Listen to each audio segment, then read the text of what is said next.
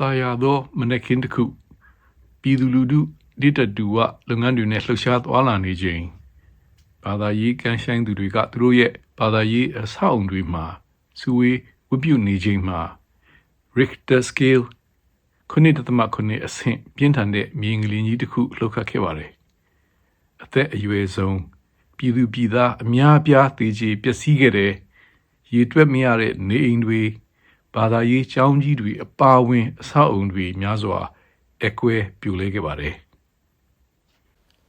ကျွန်တော်ရှိကဖော်ပြခဲ့တာဟာ1955ခုနှစ်ကက်သလစ်ခရစ်ယာန်ဘာသာဝင်တွေရဲ့သူတော်စင်များနေ့ Feast of All Saints မှာ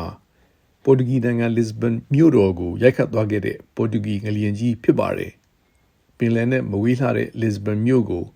ငလျင်ရိုက်ခတ်ပြီးမကြာခင်မှာပဲဆူနာမီရေလှိုင်းအဆင့်ဆင့်ရောက်ရှိပုတ်ခတ်ပြန်ပါတယ်။လူနွေအိမ်တွေဖျားเจ้าတွေမှာထွန်းညှိထားတဲ့ဖျောင်းနိုင်များပြိုလဲမီးဆွဲလို့မီးဘေးကြီးလဲဆက်သင့်ခံခဲ့ရပါတယ်လူပေါင်း3000 4000ကျော်အသက်ဆုံးရှုံးခဲ့တယ်လို့ခန့်မှန်းကြပါတယ် Catholic Korean Bada Tungare Eri Chinkala Portuguese Egret Nangaye Lisbon Muroma Kletunge Mima Yocha Te Jiwe U Amiabia Edilo Teji Danya Yaja Jinha Portuguese Pida Dwiguda Maka Korean Bada Adika Kokwere Uyopa Tekda Myagule Don't look Chauchamu Giyachi Yakasigevare Pinle Yacha Nepe Myagu Think by Neche Yaga Portuguese Nanga Juewa La Muha Pia the King Gaunji Ne Mianada Bimu Chao Lu Swema Yongji Tajare Korean Bada Windu Twet Bada Yi Nidu Nimyama Pia Changji Te Wupu Nidu Miaba Asula Pyong like a Tizu Tijayara Namle Nazia Pipare Korean Bada Gonzong Miyazuga Pyadkima Adika Kunoji Tomba Shidelu Hopio Tinjabare Namate Katindo Yautu Pia Pisindo Po Soya Jin Omnipotence Kabasecha Walago Panzindaga Asapo Number 2 Katindo Atik Pisopane Naga Pia Pisindogo Timian Tishi Jin Omniscience Number 3 Asomashi Ananda Kaumo Mimyachin Omnibenevolence to Pibare Di Tatia Nausong Gondo Go Mikopi Mimido ye Atidi Lula Jamia Piatama Sudan Kanduri Bovala Pibare Piaga Sudan do a Pawin Ludat Uzi Boane Kinjin Takujima Tede Win Pawin Pebian 9 day Serpent 9 day look Yonji do report Tinjamugu Jume Lekhan Yongji Gejare Korean Bada Winter Miamia Ha Di Gondo Thomas Lone Pipi Zundo Yashimiaka Tugo Wubu needed to re Pawin Pida Mia Pia Bo Portuguese Ngalian Jilo the Bawa Be Andies Hoji Bajam Chayao Sierra Le Migun Tula Javare Di Miguma Popiare Piadanago Inglelo The Problem of Suffering Lokobare Yeji Milao Bondang Dai Ngalian Lo the Bawa Piji Dui Jao Yo Yoga Kabi Kensa Sadi Dujongba Apime Tiji Dan Yadu Dui Alum Jungwina Po လူသားတွေဆိုးဝါးဒုက္ခကြောက်ရောက်စေတဲ့အကြောင်းတွေထဲမှာတဘာဝဘေးအန္တရာယ်များကြီးတက်မဟုတ်ပါဘူးလူသားတွေရဲ့ဆိုးရွားမှု evil ကြောင့်လည်းဖြစ်နိုင်တယ်ဆိုတာအားလုံးသိကြပါတယ်ဒီတော့လူဆိုးလူယုတ်မာတို့ကြောင့်အပြစ်မဲ့လူကောင်းတွေဆိုးဝါးဒုက္ခရောက်ကြရတာကိုဘာဖြစ်လို့မထုံတက်တေးလက်ပိုက်ကြည့်နေရတာလဲတွေးသူတွေလည်းရှိလာပါတယ်ဒါကြောင့် the problem of evil or suffering လို့ပေါင်းစည်းတွေးဆလို့ရှိပါတယ်ပေါ်တူဂီငလျင်ကြီးနဲ့ခေပြိုင်ဥရောပတိုက်ညံပွင့်လင်းခေတွေးခေါ်ရှင်များဘာသာရေးခေါင်းဆောင်များကအဲ့ဒီမိကုန်းကိုအယူဆအသီးသီးရှုထောင့်အဖုံဖုံနဲ့ဖြေဖို့ကြိုးစားခဲ့တယ်ဘာသာရေးလေ့လာမှုပညာရပ်မှာဒုက္ခတရားဖျားခပြရသည့်အကြောင်း theodicy ဆိုတဲ့တွေးဆနေပဲကွဲတစ်ခု ပေါ်ပေါက်လာခဲ့ပါတယ်အဓိကအဖြေ၃ခုကိုဖော်ပြပါမယ်၁ဖျားရှင်ကအကောင်းကိုပဲဖန်တီးတယ်သို့တော့လူသားကိုချင်းတရားပြပြမှုမှဆိုးရုပ်ဆိုးဝါးမှုတို့ပေါ်ပေါက်တာဖြစ်တယ်ဖျားကပြစ်ဒဏ်မပေးခြင်းတော်လဲပေးရတယ်နံပါတ်2လူသားကိုချင်းတရားဆင့်ကဲတိုးတက်မှုမှာအတိတ်ဒုက္ခခံစားရခြင်းဟာလဲတစ်စိတ်တစ်ပိုင်းပါဝင်အကျိုးပြုတယ်3လူသားတွေကိုကိုယ်ပိုင်ဆုံးဖြတ်မှုလွတ်လပ်ခွင့်ပေးထားရမှာဆိုးရုပ်ခွင့်လဲတစ်ခုပါဝင်တယ်ဆိုးရုပ်ဆိုးဝါးမှုတို့မှသင်ခန်းစာယူပြီးလူသားအများစုကြီးကိုချင်းတရားဖွံ့ဖြိုးကောင်းမွန်နိုင်ကြတယ်စသည်လိုဖြစ်ပါတယ်ဖျားရှင်ရဲ့ဉာဏ်တော်အစီမံတော်ကိုပါချီပါချက်ဉာဏ်သာရှိတဲ့လူသားတွေနားလည်နိုင်စွမ်းမရှိဘူးလို့ဆိုသူများလည်းရှိကြပါတယ်ဘယ်ဘာသာဝင်လူကောင်းနောက်တနည်းဆိုရရင်အပြစ်ကင်းသူဖြစ်ပါစေဆိုးဒုက္ခကြောက်ရွံ့မှာမဟုတ်ဘူးလို့ဘယ်သူကမှအာမမခံနိုင်ပါဘူးမြန်မာပြည်မှာမကြသေးမီကလှုပ်ခတ်ခဲ့တဲ့ငလျင်ဘေးကြီးနဲ့ဒီအရင်မနစ်ကတိုက်ခတ်ခဲ့သောယာဂီမုန်တိုင်းတို့မှာ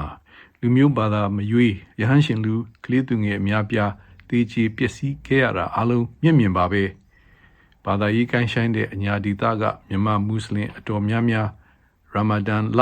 တောက်ချာနေစုယုံဝတ်ပြုနေစဉ်ငလျင်တန်ကြောင့်ပြိုကျတဲ့ဗလီအဆောက်အဦတွေအောက်အသက်ဆုံးရှုံးခဲ့ကြရတယ်ဆိုတာလဲသိကြမှာပါဘာသာသာသနာတိုင်းရဲ့အခြေခံအကျဆုံးလက္ခဏာပါလဲမေးရင်ဆိုင်ရာဘာသာရေးခေါင်းဆောင်တို့ရဲ့တဘာဝလောကသို့မဟုတ်ပဂတိအရှိတရားဖြစ်တည်ပုံ ontology နဲ့ကျိုးကြောင်းဆက်နွယ်ပြောင်းလဲပုံတို့နဲ့ပတ်သက်သောရှင်းလင်းသင်ကြားချက်ကို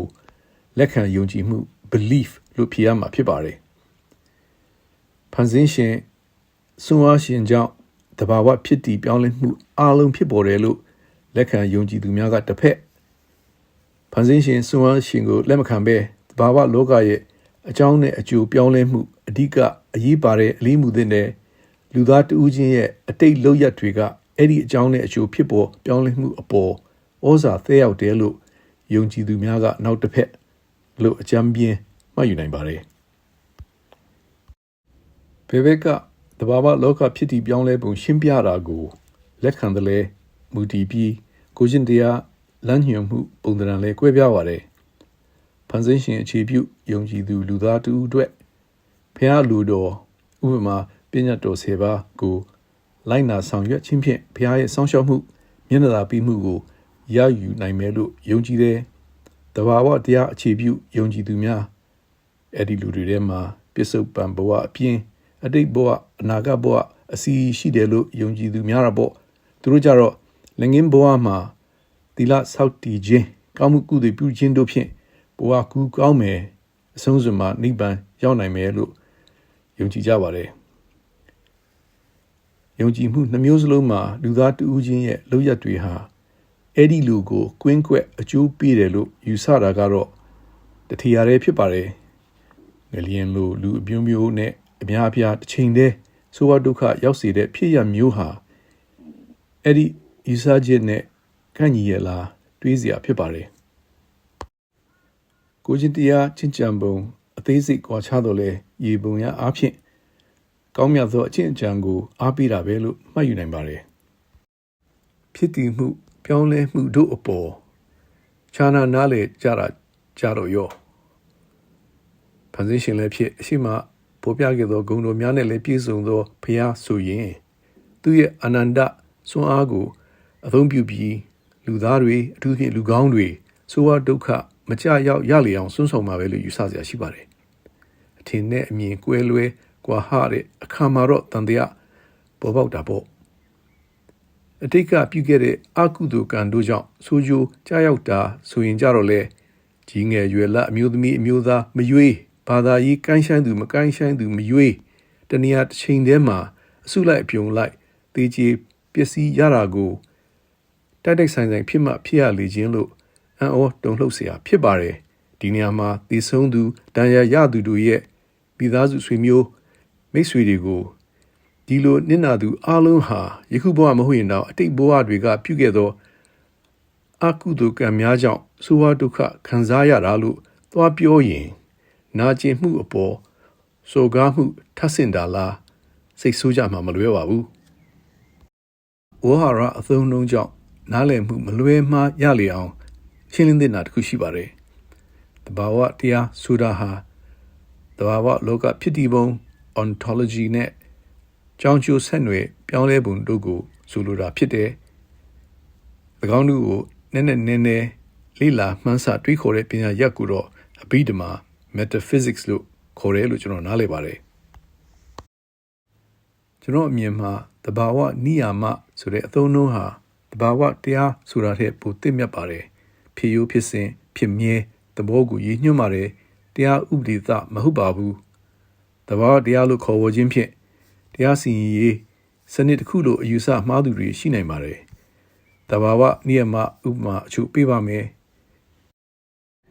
ရေဟာ100 ဒီဂရီစင်တီဂရိတ်အပူချိန်မှာစူပွက်တယ်တစ်ပင်ခုတ်များရင်မြေစီပြုံးမယ်တောင်ပြိုမယ်မီးကိုလက်နဲ့တို့ရင်ပူလောင်မယ်ကို့အလိန်ချစ်လူသိများရင်ဘယ်သူမှကို့ကိုမယုံတော့ဘူးတဘာဝနိယမသို့မဟုတ်တဘာဝတရားဟာလူတူဦးတယောက်ချင်းစီရဲ့အကောင်းဆုံးပြုခဲ့တာတွေကိုတာလီမှတ်ထားပြီးကောင်းကျိုးဆိုးကျိုးရအောင်စေမဲ့တရားစီရင်ရေးရန်တရားလို့ဆိုရဖို့တော့ခက်ခဲပါတယ်အလန်းကျအလေလှလှတွေလို့ပြောရမှာပေါ့တဘာဝနိယမကိုအင်္ဂလိပ်လို laws of nature လို့ခေါ်တာကလည်းတရားဥပဒေကိုဆိုလိုတာမဟုတ်ပါဘူးရှေ့ကပြောခဲ့သလိုဖြစ်ရိုးဖြစ်စဉ်ဖြစ်မြဲသဘောကိုသာရည်ညွှန်းပါတယ်ဒီနေရာမှာမြန်မာပြည်အလျင်ကြီးလှုပ်ခတ်အပြီးမကြသေးမီကဓမ္မပေရီအရှင်ဝီရိယဆရာတော်ကြီးရဲ့ဟောကြားချက်ကိုဝေမျှလိုပါတယ်ဆရာတော်ကြီးကကံနဲ့မတိုးဉာဏ်ဝိရိယပယောဂရုနဲ့သာတိုးနိုင်တဲ့အရာ၃မျိုးရှိတယ်ကာလဒေသပုဂ္ဂလဒံဇိုးများဖြစ်တယ်ငလျင်တန်းခံခဲ့ရသူတွေဟာကံဆိုးလို့မဟုတ်နေရာဒေသတစ်ခုမှာကာလအချိန်တစ်ခုအတွင်းရောက်ရှိနေခဲ့ခြင်းကြောင့်သာဖြစ်တယ်လို့ဟောကြားခဲ့ပါတယ်အရာရာကိုကံတစ်ခုတည်းအပေါ်ပုံချလို့မရဘူးဆိုလိုတာလို့နားလည်ပါတယ်ဒီလိုဆိုတော့လူသားဆိုးရုံမှုကြောင့်နစ်နာသူလူတဦးကိုသူတိုင်းနဲ့သူကံလို့ယူဆပြီးကုညီဖို့ထက်အဖြစ်တင်ဖို့ပိုစိတ်တန်တာချားလူတယောက်အဖြစ်ကျူးလွန်တာထင်ရှားပါရဲ့နဲ့သူအကုသိုလ်နဲ့သူပဲလို့မျက်နှာလွဲအရေးမယူတာတို့ဟာဆုံးလို့တင်ပြီးဖြစ်တဲ့အယူဆမှားကြီးတွေလို့ကျွန်တော်ယုံကြည်ပါတယ်ဘယ်နိုင်ငံတော်ကမှတဘာဝတရားသက်သက်ကိုအာမကိုဘူးဆိုတာသတိပြုသင့်ကြပါတယ်စံနမူနာထားရမယ်တရားစီရင်ရေးစနစ်တစ်ခုမှာလူရာအထက်အချိန်ပိုမယူအဆုံးဖြတ်ပေးခြင်းထိရောက်ခြင်းပွင့်လင်းမြင်သာရှိခြင်းစသည့်လက္ခဏာကြီးတွေပါရှိပါတယ်အိန္ဒိယတိုက်ရဲ့အောက်ခံမြေထုဂျက်ပြားကြီး Indian Tectonic Plate ကရှေးပူဝေသနီနှစ်တန်ပေါင်းများစွာကစပြီးကမ္ဘာလုံးရဲ့တောင်ဘက်ချမ်းကနေတွေး၍နဲ့မြောက်ဘက်သို့လာလာခဲ့ရမှာဥရောပနဲ့အာရှနှစ်တိုက်ပေါင်းဂျက်ပြားကြီး Eurasian Plate ရဲ့အာရှတိုက်အောင်ပိုင်းကိုဝင်ဆောက်လို့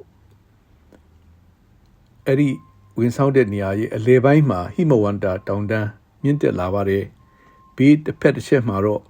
မြန်မာနဲ့ပါကစ္စတန်ရှော့တိုက်အကျော်ပြတ်ရွေ့တွေဖြစ်ပေါ်လာပါတယ်အခုကမ္ဘာမြေပုံဟာတိုက်ကြီးတစ်ခုစီရဲ့အောက်ခံမြေထုဂျက်ပြားကြီးတွေဘယ်လိုဖြစ်တည်ဆက်ဆက်နေတယ်ဆိုတာပြတဲ့မြေပုံပါပုံမှန်လစ်ဘန်ငင်ရဲ့ဘူရက်ဖြစ်တဲ့အာဖရိကတိုက်ဂျက်ပြားကြီးနဲ့ဥရောပအာရှနှစ်တိုက်ပေါင်းဂျက်ပြားကြီးရဲ့ဥရောပအပိုင်းတို့ဆက်ဆက်ရာပင်လယ်ကြမ်းခင်းအောက်တနေရာကိုပြပါတယ်ဂျက်ပြားကြီးတွေဆက်ဆက်တဲ့နေရာတွေမှာသာငလျင်သို့မဟုတ်မိတောင်ပောက်ကွဲလေရှိကြောင်းတိုက်ကြီးတွေရဲ့အောက်ခံမြေထုဂျက်ပြားကြီးများ theory plate tectonic theory သိရှိသူတိုင်းနားလည်လက်ခံကြပါတယ်မကြသေးမီက social media post ခုမှာတွေ့လိုက်ရတဲ့သတင်းအချက်လက်ရောင်တစ်ခုကြောင်းပြောပြရစီလန်ဒန်မှာငလျင်တစ်ခုလှုပ်ခတ်သွားတယ်ဆိုတာပါလန်ဒန်လိုဥရောပတိုက်ဂျက်ပြားကြီးရဲ့အလဲအခြားဂျက်ပြားကြီးတွေနဲ့နီးကပ်ဆက်ဆက်မှုမရှိတဲ့ဒေသမှာငလျင် ဖြစ်နိုင်ခြေအလွန်နည်းတယ်လို့ကျွန်တော်သုံးသပ်ပါတယ်ဒီလိုအကြောင်းကျိုးသည့်မှန်းဆခြင်းဖြင့်သတင်းရောက်များကြောင့်စိတ်ပူပန်ထိတ်လန့်တကြားဖြစ်ရခြင်းလုံမှားကင်မှားပြုမိခြင်းတို့မှရှောင်ရှားနိုင်ပါတယ်ကျောတော်နောက်ခံအသည့်ဉာဏ်ပညာလေ့လာထားသိရှိထားဖို့တော့လိုအပ်တာပေါ့ငကားကြီးလှန်လိုက်လို့ဆိုရင်တော့တစ်မျိုးပေါ့သက်ရှိသတ္တဝါငကားဘယ်ခရီးပေါက်ဘယ်ဒေသရောက်နေမှန်းမှမသိနိုင်တာကိုကျေးဇူးတင်ပါတယ်